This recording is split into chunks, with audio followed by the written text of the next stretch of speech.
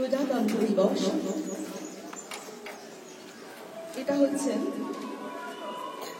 ৭৬তম প্রজাতন্ত্র দিবস। আর প্রজাতন্ত্র দিবসের আমরা ৭৫ বছর পার করে ফেলেছি। আমাদের বিদ্যালয় বালিকা আদর্শ জুনিয়র ডিগ্রি স্কুলে প্রত্যেক বছর আমরা প্রজাতন্ত্র দিবস বা সাধারণতন্ত্র দিবস বা গণতন্ত্র দিবস পালন করি। এই প্রজাতন্ত্র দিবসটা কি এটাই হয়তো অনেকে জানেন না, তোমরা ছোটরা তো জানবেই না, তাই মন দিয়ে শোনো। আমাদের দেশ ভারতবর্ষ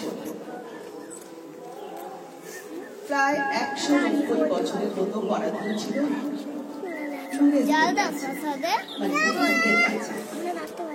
তারপর আমরা আমাদের বহু আকাঙ্ক্ষিত স্বাধীনতা পেয়েছিলাম ১৯৪৭ সালের ১৫ই আগস্ট।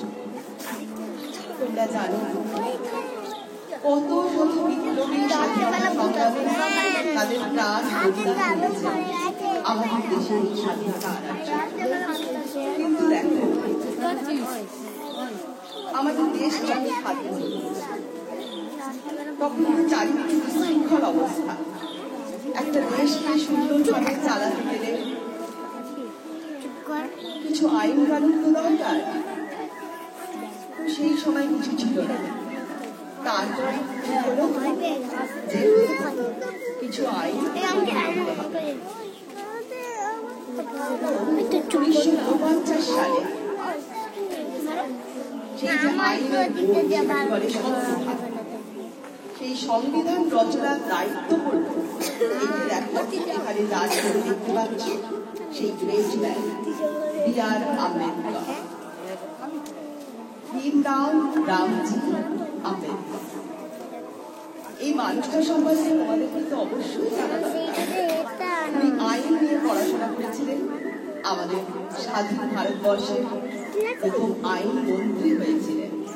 তো ওনার উপর দায়িত্বটা তখন ১৯৫০ সাল ওনার শরীর খুব অসুস্থ, তবু উনি সেই আইনের খসড়া তৈরি করলেন। তার মধ্যে ৭ জনের কমিটি ছিল, উনি ছিলেন তার সভাপতি। তো সেই সংবিধানটা কার্যকরী করা হলো কবে থেকে? ১৯৫০ সালে এই ২৬শে জানুয়ারি দিনটা থেকে। সেই জন্যই আমরা ২৬শে জানুয়ারি প্রত্যেক বছর প্রজাতন্ত্র দিবস হিসাবে পালন করি, গণতন্ত্র দিবস হিসাবে পালন করি। কেন? আমাদের দেশ হচ্ছে জনগণের দ্বারা শাসিত। জনগণ যেসব প্রতিনিধিদের নির্বাচন করে পাঠায় সরকার গঠন করতে, তারাই শাসন করে আমাদের দেশে। এখানে কেউ একা শাসন করে না। তো বি.আর. আম্বেদকর সম্পর্কে কিছু কথা আমাদের অবশ্যই জানা দরকার। উনি ছিলেন দলিত মানুষদের প্রতিনিধি, মানে আমাদের পরাধীন ভারতবর্ষে সেই সময় মানুষের মধ্যে অশিক্ষা ছিল ভীষণ। আর অশিক্ষা থাকার জন্যেই মানুষ জাতপাতে ভীষণ রকম বিশ্বাসী ছিল। তো এই বি.আর. আম্বেদকর নিচু জাত এইসব ব্যাপার ছিল। তো বি.আর. আম্বেদকর নিচু জাতের মানুষদের জন্য সারাটা জীবন লড়াই করে গেছে। এবং নিচু জাত যখন বলা হয়, কিন্তু বলা হচ্ছে না মানুষ, মানে মানুষ তো আমরা হয়ে সবাই জন্যে, তাহলে জাতপাত গুলো এলো কোথা থেকে? এসব মানুষের মন থেকেই এসছে, এসব আমাদের মানুষের মনেই তৈরি। এগুলোকে মোটেই স্থান দেওয়া উচিত নয়। সবার মনে মানুষ তাহার আমরা সবাই মানুষ। এসব জাতপাত তখন ছিল, তখন মানুষ লেখাপড়া জানতো না, তাই এসব অশিক্ষার অন্ধকারে তারা চলে এসেছে। কিন্তু এখন আমরা অনেক বেশি পড়াশোনা শিখছি, তবে সব থেকে বেশি দুঃখ হয় যে মানুষগুলো অনেক লেখাপড়া শিখেও জাতপাত নিয়ে পড়ে থাকে। তারা সঠিকভাবে শিক্ষা পায়নি। আর আমরা চাই তোমরা সেই সঠিকভাবে শিক্ষাটা পাও, যাতে প্রত্যেক বলে ভাবতে শিখত। এই বিরাট আম্বেদকর, এই যে আম্বেদকর শাড়ি, এটা কিন্তু দিয়েছিলেন একজন উচ্চ বর্ণের ব্রাহ্মণ, আর উনি অনেক শিক্ষিত ছিলেন, বিদেশ থেকে ডক্টরেট করে আইনের পড়াশোনা করেছেন। তাই বিআর আম্বেদকরকে সবসময় মনে রাখবে। আর এই সংবিধানের কথা আসলেই কিন্তু বিআর আম্বেদকরের নাম আমাদের আগে বলতে হয়, কারণ এই সংবিধানটা উনি প্রধান হোতা ছিলেন সংবিধান তৈরি। ওনাকে বাবা সাহেবও বলা হয়।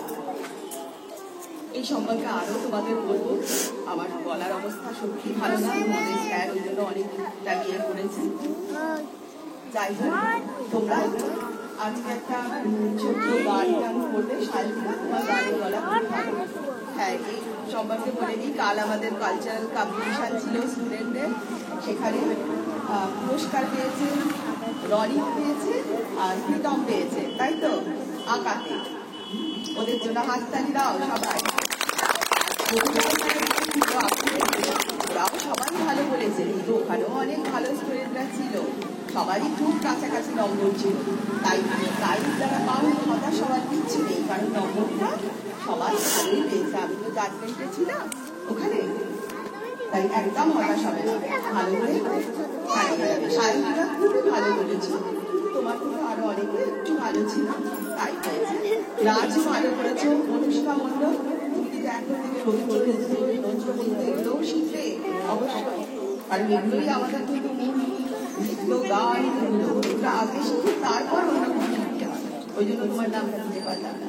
যাই হোক, সাহিত্যিকা এসো, তুমি একটা গান করো। সাহিত্যিকার সঙ্গে যে এসো, স্নেহা এসো, সৃষ্টি এসো, এসো, এই খাটা দাঁড়াও। কে আছো? রনি এসো। আর কেউ আসবে? কি গান করবে? কি গান করবে? কি গান করবে? জানো ভালো তো লোক। ঠিক আছে, সাহিত্যিকা তুমি স্টার্ট করবে।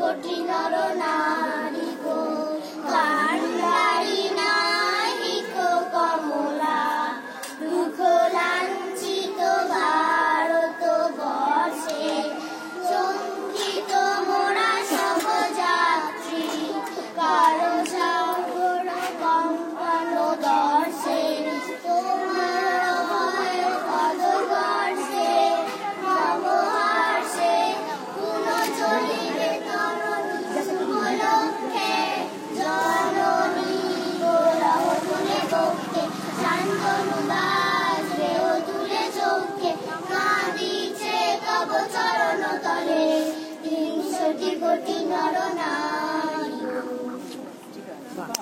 ও কিন্তু ভালো লেখে।